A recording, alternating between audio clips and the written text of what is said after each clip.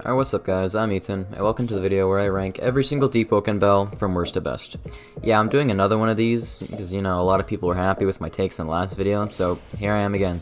Now before we get to the ranking itself, let me get into the criteria, because if this video didn't have one, ranking these bells would be worse than shitting broken glass. Now, I'm only going to be ranking their PvP utility, and therefore this just means I'm going to be excluding legendaries. The order for this ranking will be pretty simple at the start, but later on it will start to become a little more subjective the higher up I go. Can't really do anything about that, but besides, I'm right all the time, 24/7, and if you disagree, whine in the comments or something. I'll surely read it, maybe, but with that out of the way, I'll just get right into the ranking. Alright, so at our worst, we have Sacred Field. I originally had Resurrection at this spot, until I used about 13 of my brain cells and realized that Sacred is just way worse. Because all this bell does is reduce incoming damage to certain types, and that is entirely dependent on the variant, and that's it. And, okay, you wanna know what I would do if I saw my opponent use Sacred? I'd get out of it, because the user either follows me out of the bell anyway, or they just sit there, and if I see them try to heal, I interrupt it. Honestly, I'll just fight them inside of it sometimes, because it really doesn't even matter half the time. At our second worst, we have Resurrection Bell. I don't think this is very controversial. No one uses this bell, and it's clear why. Its general use is just put a mark on someone before they knock, and if they get knocked with a very short duration that it's active, they just get resurrected with about 40% of their HP, give or take. Now tell me what you'd do if you saw your opponent popping res on himself. You'd wait for the mark to go away, and then continue to pummel his ass. It's possible to get the timing right for it sometimes, but that takes a lot of skill for such a mediocre effect.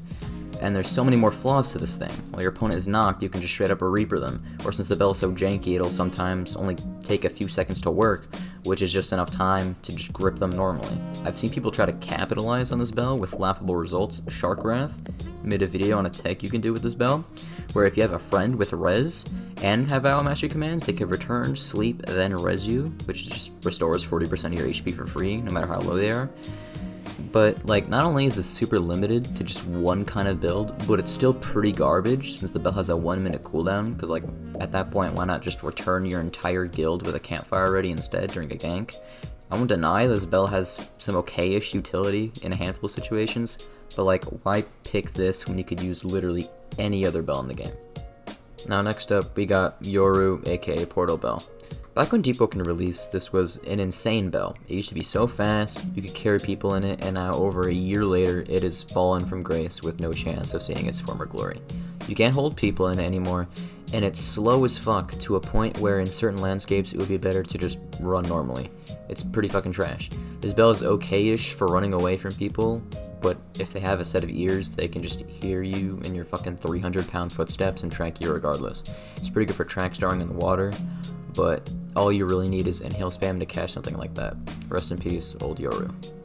Now just a little more up on the totem pole, we have Run It Back, which is an okay bell, gives you brief period of iframes for fighting, but this has a similar case to Sacred Field where if I see someone use this bell, I'm just gonna stall the fight until the bell wears off after 8 seconds. The ranking for this is pretty fucking simple. Getting to the middle stuff, we have Jar Souls, which is just full counter if they had an incest sibling with the burden of fetal alcohol syndrome. It needs a bunch of souls to even do significant damage, all the while the beam it fires is very slow and parryable. Now if you do have a player soul, you can grip people with it, but why? Okay, so Crazy Slots is just one of those bells that take up bell cards in your hand, just like all the other bells below it. However, this bell can actually be pretty good with the right kind of build. Every weapon not only swings really fast, but has insane range and damage scaling. Plus, it also applies your current enchant, which is really nice. Alright, now we're starting to get into some of the good stuff. Wind Up would have been higher on this list a few months ago, but recent nerfs made it not as good. You simply just wind up multiple times, charge up an M1, which scales off your base M1 damage, so it more so relies on what kind of weapon you're using.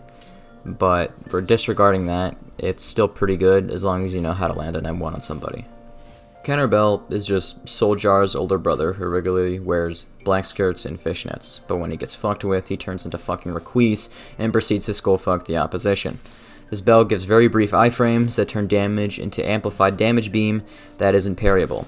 It used to be way better with a higher damage multiplier and insane posture damage, but even with those nerfs, it's still a good trap card to have whenever your boosted ass is getting comboed by that Flame Heavy with Deado Dawnwalker. And the more he hits you, your cock gets bigger, and then you just fucking slap him with it. Getting into our top 3, we have Gravity Field Bell. True gankers at heart use this bell, and for a good reason. You and your opponent get stuck in a field that stops you from jumping and crushes your dreams of being a track star like Tyler or Tedra. You try to leave that zone, and your salad's getting fucking tossed. Only the enemy gets slowed, so 90% of players are going to freak the fuck out, and they start getting folded as the circle gets smaller and smaller. This is very good during ganks, and for even just catching people, stopping them from running. At our second best spot, we got good old Charbo. You cannot go wrong with this bell. It's just raw damage that can stack with your mantras to fuck up anyone's day. Whether or not you have single or triple shot goes purely to preference. Personally, I like this bell with high mobility builds because I could be zooming around someone and then they get hit with Jesus' holy cum shot and they just don't know what to do. This bell is amazing if you just simply want another addition to your moveset to deal damage. Lastly, at our very top spot, we have Reaper Bell. Personally, I think Reaper and Charbo are at the same tier usefulness, but I think Reaper just slightly overtakes it in the utility department. This bell is super useful in ganks because normally someone's teammates aren't just going to let you grip them, so this is excellent at just removing them from the picture with ease while also getting a free HP pack. This build does not need any kind of build to synergize well with it, and it just works its wonders on its own. In my personal and correct opinion, this is the best PvP bell in Deepwoken.